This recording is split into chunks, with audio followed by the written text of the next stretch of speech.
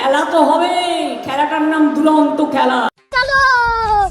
হ্যাঁ, ওই খেলতে গিয়ে তো কখনো মাথা ভেঙে যাচ্ছে, কখনো পা ভেঙে যাচ্ছে, কখনো কোমর ভেঙে যাচ্ছে, কখনো এটা ভেঙে যাচ্ছে, কখনো ওটা ভেঙে যাচ্ছে। এই ভাঙাভাঙির খেলায় মুখ্যমন্ত্রী কোনো একদিন দেখবে সাইকেলে করে, লেডিস সাইকেল, ওই সবুজ সাথী সাইকেলে লোহা ভেঙে, টিন ভেঙে, প্লাস্টিক, বই, খাতা, মাথার চুল এগুলোই বিক্রি করবে, মিলিয়ে নিও। কারণ এর যতটা যোগ্যতা, যতটা চুরি করার দক্ষতা, এইসব দক্ষতা দিয়ে পুরো জেলে যাবে, পুরো গ্যারান্টি দিয়ে বলছি। একে কেউ আটকাতে পারবে না, মিলিয়ে নেবে। তো আজকে আমরা এই ঢ্যামনা মিথ্যাবাদী মুখ্যমন্ত্রীকে নিয়ে কথা বলবো। তোমরা ভিডিওটা শেষ পর্যন্ত দেখতে থাকো, কথা দিচ্ছি দারুণ মজা পাবে। তো চলো আর বেশি না আমাকে ফাঁটা, আজকে ভিডিওটা শুরু করা যাক। তো হেই বাঙালি, হ্যালো বাঙালি, নমস্কার বাঙালি, কেমন আছো তোমরা সবাই? আশা করি অনেক অনেক ভালো আছো। আজকের একটা নতুন ভিডিওতে তোমাদের সবাইকে অনেক অনেক স্বাগত।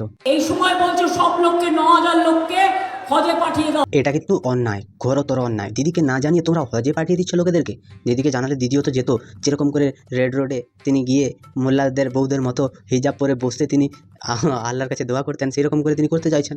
তোমরা দিদিকে জানাওনিও, 9000 লোককে হজে পাঠাচ্ছ। এটা কি আর কি হচ্ছে? ছাবলামো হচ্ছে? দিদি এত কষ্ট করে 6000 কোটি টাকা তাদের হজ যাত্রার জন্য তিনি বরাদ্দ করে রেখেছেন। সেখানটায় যদি তোমরা দিদিকে না জানিয়ে এত বড় ডিসিশন নাও, কে বলেছে তোমাদেরকে ডিসিশন নিতে? বিজেপির নেতারা সব খারাপ নেতা, কোথা থেকে চলে এসছে। মমতা ব্যানার্জি নিজে হজ করতে যাবেন ভেবেছিলেন, তোমরা জানাও নিচ্ছি। সব শয়তানি।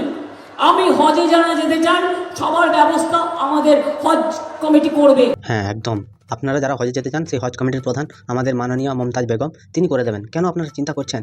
চিন্তার কোনো কারণ নেই। দিদি আছে যখন, রাত্রে কোনো ঘুম নেই। তোমরা যাবে হজ যাত্রা, তোমাদেরকে যেতেই হবে। পশ্চিমবঙ্গের মুখ্যমন্ত্রী, এটা কি মজা চলছে সংখ্যালঘুদের সাথে? সংখ্যালঘুদেরকে মুখ্যমন্ত্রী একটুখানি খেপিয়ে দিলে না, আর কাউকে এলাকায় থাকতে দেবে না। তাই মজা করো না। দিদির কোনো কিছু নিয়ে তোমরা মজা করবে না কিন্তু। দিদি খুব ভালো মেয়ে, পাত ভাজা খাই কেরোসিন তেলে দিয়ে। দয়া করে নিজের ভোটটা দিয়ে যাবেন, বোকামি করবেন না। একদম ভোট না দিয়ে কেউ যাবেন না, কারণ তৃণমূল কংগ্রেসের সরকারটা তো ঠিকই আছে এই সংখ্যালঘু সম্প্রদায়ের জন্য। তাই আপনারা কিন্তু ওই রকম করে যাবেন না, তাহলে দিদির অনেক কষ্ট হবে। আপনারা তো দিদির ভালো চান, বলুন দিদির কষ্ট কি আপনারা দেখতে পারবেন? তাই আপনারা যাবেন না বলছি, দয়া করুন। দিদি না হলে হেরে যাবে। পশ্চিমবঙ্গের মুখ্যমন্ত্রী শুধুমাত্র মুসলিমদের জন্য এত কিছু ভেবেছে যে, এটা ভেবেই আমার খুব ভালো লাগছে। দিদি নিজে ব্যবস্থা করে দেবে, কথা দিচ্ছে। আবার মানে ইনার বাপের টাকা, ইনার বাপ ঠাকুরদা ইনার নামে রেখে গেছিলো, সেই টাকা দিয়ে তিনি হজ কমিটি থেকে হজ যাত্রীদের জন্য ব্যবস্থা করে দেবেন। মানে টাকাগুলোকে কীভাবে নয়ছয় করছে তাহলে বুঝতে পারছো? বাপ ঠাকুরদা রেখে যাওয়া টাকা, মজা। এটা কিন্তু বাস্তব সত্য কথা। যদি ভোট না দিয়ে যান, যারা যেতে চান, যাদের পারমিশন আছে, কথা দিচ্ছি হজ কমিটি দেখবে। কিন্তু ভোট না দিয়ে কেউ যাবেন না, গেলে আপনাকে এনআরসি করে দেশ থেকে বিতাড়িত করবে। তার মানে যেখানটায় পশ্চিমবঙ্গের নাগরিক যাদের নাম আছে, তারা যদি ভোট না দেয়, এনআরসি করে তাদের নাম বাদ দিয়ে দেবে।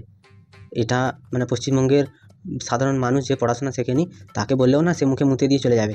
হ্যাঁ গো দিদি, মুখে মুতে দিয়ে যাবে। কারণ কি জানো? কারণ পশ্চিমবঙ্গের মানুষ এতটাও বোকা নয়। আর যদি বোকা হতো তাহলে তোমার পেছনে এরকম লঙ্কা পটকা দিত না। তুমি যেইভাবে মানুষজনকে ভুল বোঝাচ্ছ, ভয় দেখাচ্ছ।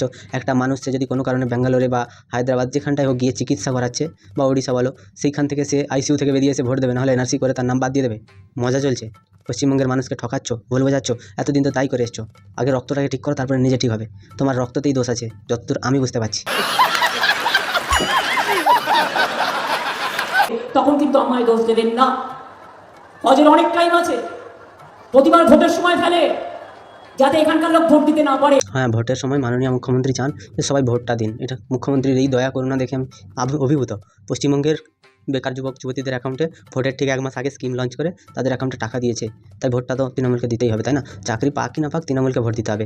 খেতে পাক কি না পাক, তৃণমূলকে ভোট দিতে হবে। শান্তিতে বাঁচুক কি না বাঁচুক, তৃণমূলকে ভোট দিতে হবে। ঘরে মেয়ে, তারা সে রাত্রে বাইরে বেরোতে পারুক কি না পারুক, তৃণমূলকে ভোট দিতে হবে। অভয়ার মা, তাকে বলবো তৃণমূলে ভোট দিতে, কারণ তার মেয়ের সাথে তো তৃণমূল কংগ্রেসের সরকার খুব ভালো বিচার করেছে এবং এরা ন্যায়ের কারিগর। মা মাটি মানুষের নেত্রী, সেই মায়ের কোল থেকে মেয়েকে কেড়ে নিয়েছে। তো সেই জন্য অভয়ার মাকেও বলবো তৃণমূলে ভোট দাও। আর মুখ্যমন্ত্রী মমতাকে বলবো, তুমি ওই ভোট টোট নিয়ে আন্দামানে চলে যাও। ওখানটার কোনো একটা ছোটোখাটো দ্বীপে থেকে তুমি আর তোমার ভাইপো ওখান থেকে তেল কয়লা যা বেরোবে উত্তোলন করে বেচে দিও আর কি। শালা কোথাকার ঢপবাজ।